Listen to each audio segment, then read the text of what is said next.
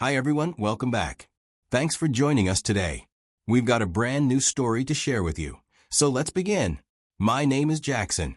When people hear that I saw my ex-wife for the first time in 4 years, right there at our son's graduation, they usually imagine the feeling will be magical. But there was no deep breath of victory, no wave of relief, or feeling of finally, she saw what she lost. It just reminded me of everything I had to survive, everything I had to rebuild after she tried to leave me in pieces. But before I talk about that moment, I need to take you back to the very beginning. Because this story didn't start at that graduation. It started years before. It started in New Orleans. It started the night I met Layla. I had traveled to New Orleans to visit my best friend, Marcus. He'd just opened a small but promising bar right there in the French Quarter. If you know that part of New Orleans, you know it's got this energy. That night, we decided to check out a late-night jazz club not too far from his bar. Just a little downtime to unwind and catch up.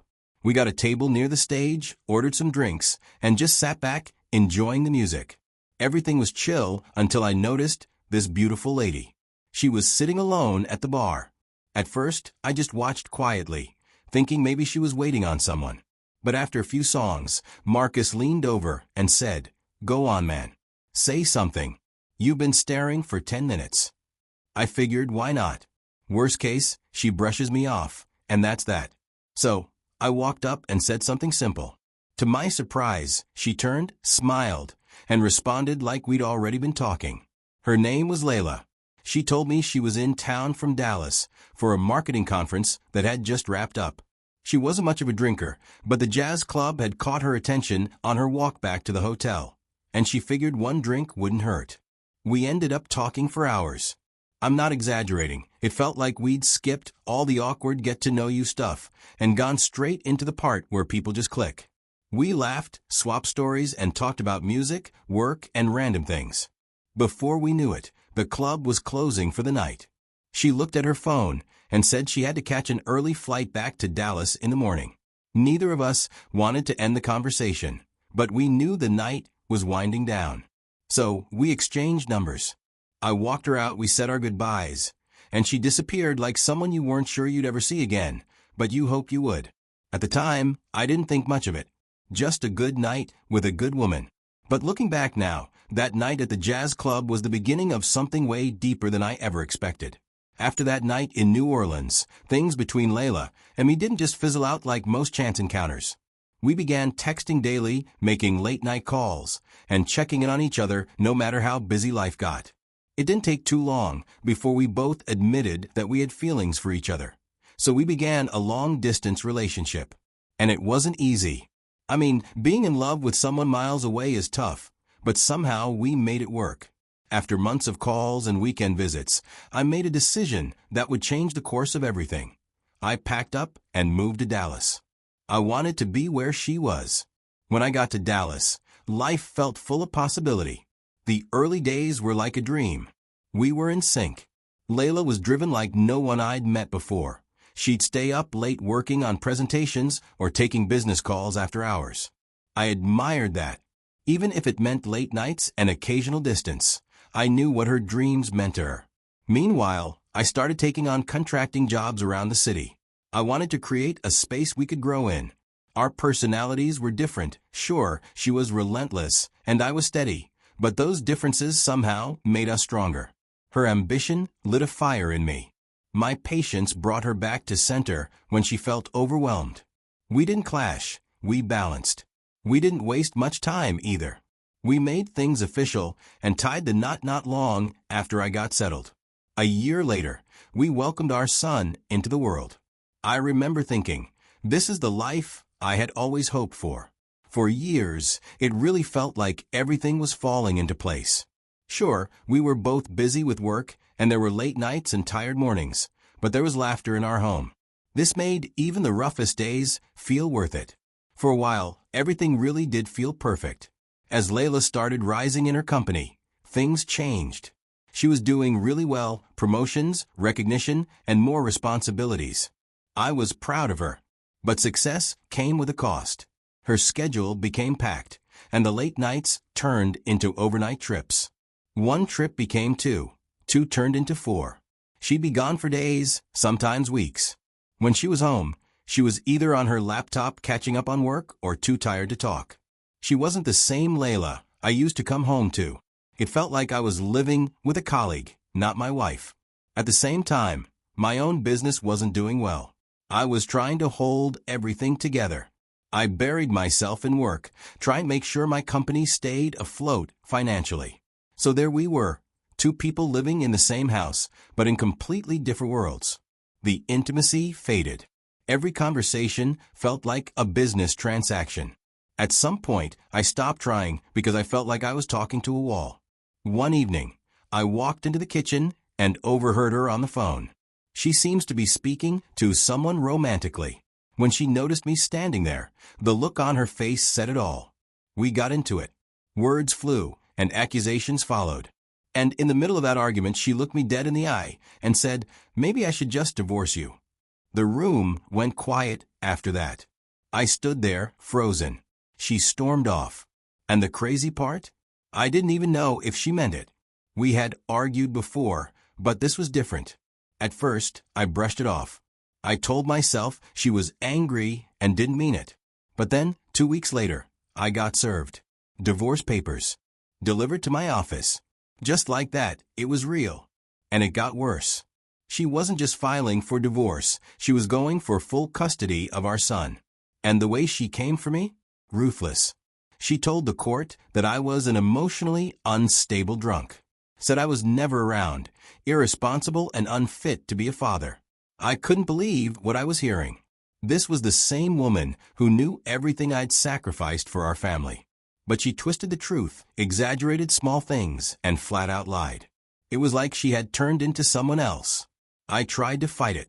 I had things to show I was involved in my son's life and supporting the family. But the judge didn't seem to care.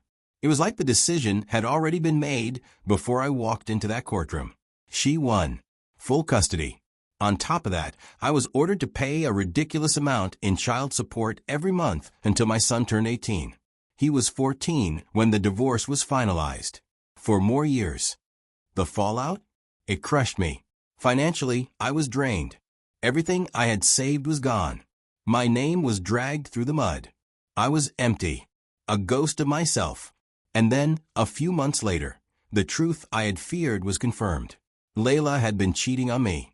The same coworker I had asked her about. The late-night work sessions, the business trips, none of it was work. It was him. The betrayal hit me like a truck. I didn't even have the energy to confront her. What was the point? The damage was already done.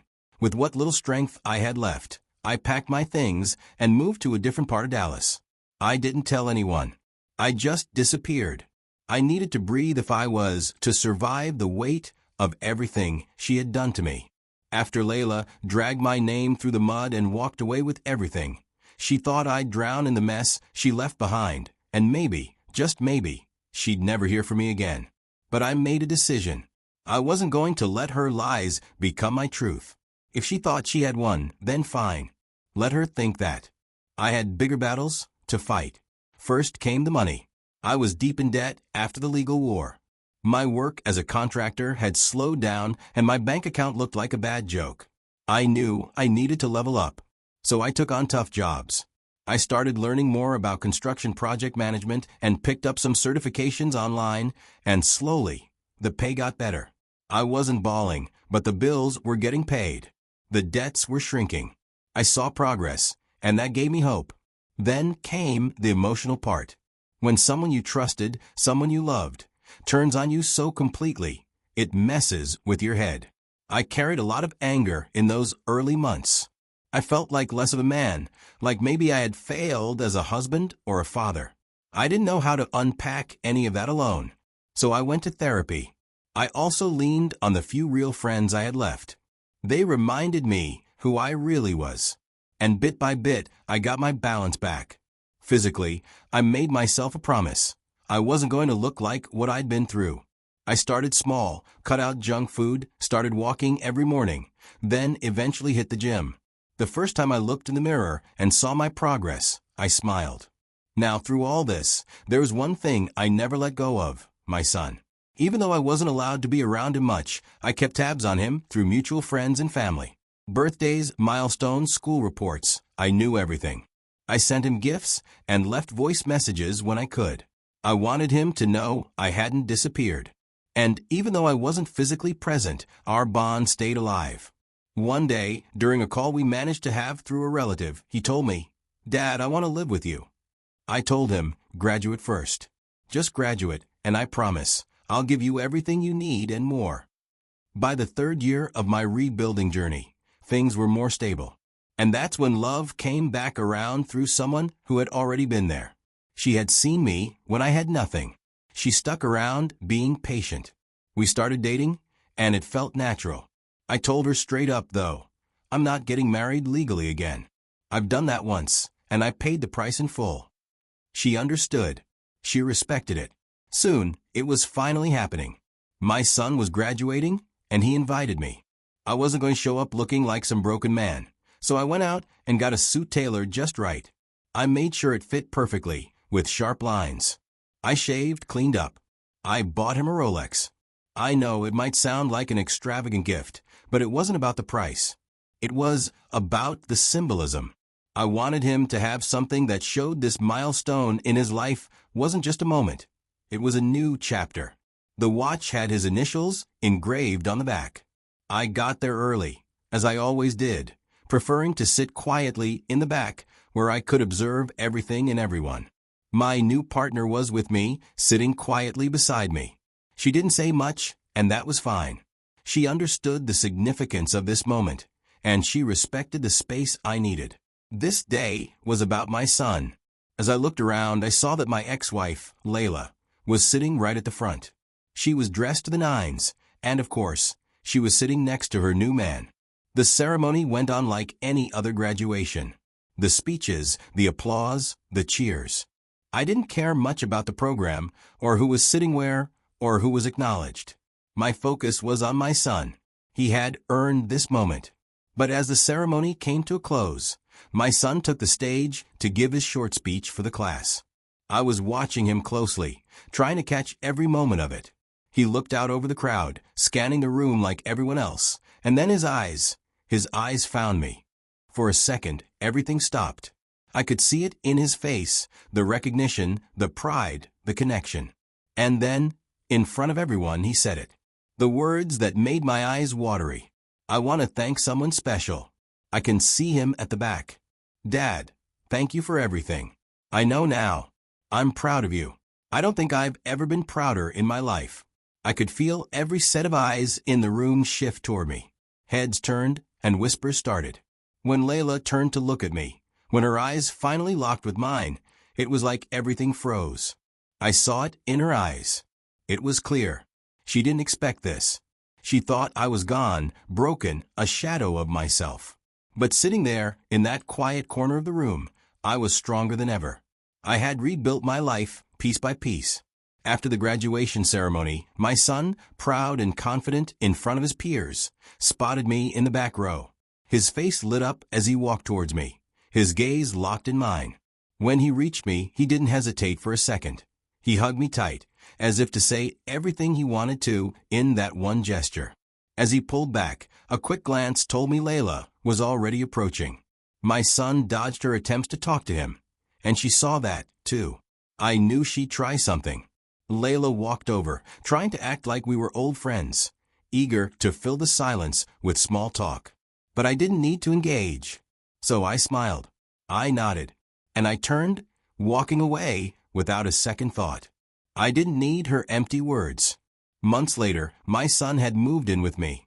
He had told me he wanted to live with me, and I had promised him I'd be there when he was ready. The moment he turned 18, he packed his things. Layla, my ex-wife, tried to talk him out of it, of course. She tried to tell him all the things a mother says when she's scared of losing control. Not long after, Layla tried to reach out. I got a casual message from her, as if we were old friends catching up. It was one of those, "Hey, how've you been?" messages that people send when they know they've burned bridges and want to test the waters. I read it, but I didn't respond. Not because I was mad, but because I wasn't interested in playing her games anymore. She thought this was a way back in, but I knew better. A couple of days later, she sent another message. This time, she tried to sound more reasonable. She said, "We can co-parent without being enemies." Again, I said nothing. I knew why she was reaching out. She was only reaching out because I hadn't crumbled under her weight, her lies, her manipulations. Because my life didn't fall apart the way she expected. Even now, months later, she still tried to find ways to connect with me, though it was always about our son. She'd bring up his career choices and try to make it sound like we could be friends. But I wasn't buying it. Every time she reached out, I saw it for what it was, an attempt to keep some control, some tether to my life. I didn't need to say a word to prove that I'd moved on. You know, when I first got out of that marriage, when everything was falling apart and I didn't know how to pick up the pieces, I thought there was only one way forward: revenge. I wanted to make her feel the same way she made me feel. I wanted her to see me broken the way I saw myself back then. But over time, I realized something. Rebuilding your life quietly is way more powerful than any kind of revenge. You don't need to destroy someone else to heal yourself. Looking back, I've learned a few things, and I think I've come to understand the most important lessons through this entire experience. 3 lessons in particular stand out to me, and maybe they'll help someone else going through their own struggle. First, pain is a tool. Yeah, it's not just something to get rid of. It's something that you can either let break you, or you can use it to build yourself up. When you go through a hard time, it feels impossible. It feels like the end of the road, like there's no way out. But if you choose to learn from that pain, if you allow it to shape you, it can make you stronger. That's what I did. I let that pain teach me. I used it as a foundation to rebuild everything. You can't erase the hurt, but you can choose to let it guide you to something better. Second, silence is strength. Trust me, there's no need to lash out, no need to get into petty arguments or revenge games when you've got a bigger goal in mind. For me, that goal was rebuilding myself.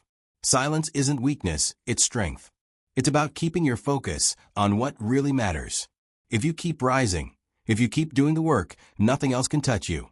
And lastly, healing is quiet. You don't need to shout about it. You don't need to announce it to the world. Healing is a personal journey, and the best revenge is simply never needing revenge. The more I focused on myself, the more I realized I didn't need to prove anything to anyone. My healing came from within, and it came quietly. And when I stood at that graduation, looking at my son, I knew I didn't need to say a word. I didn't need to make anyone feel bad. Thanks so much for watching, guys. I really appreciate you taking the time to listen to my story. If you found something valuable here, something that spoke to you, don't forget to like, subscribe, and share this video with someone who might need to hear it. We all have our own battles, and sometimes a story like this is all it takes to help someone get through theirs.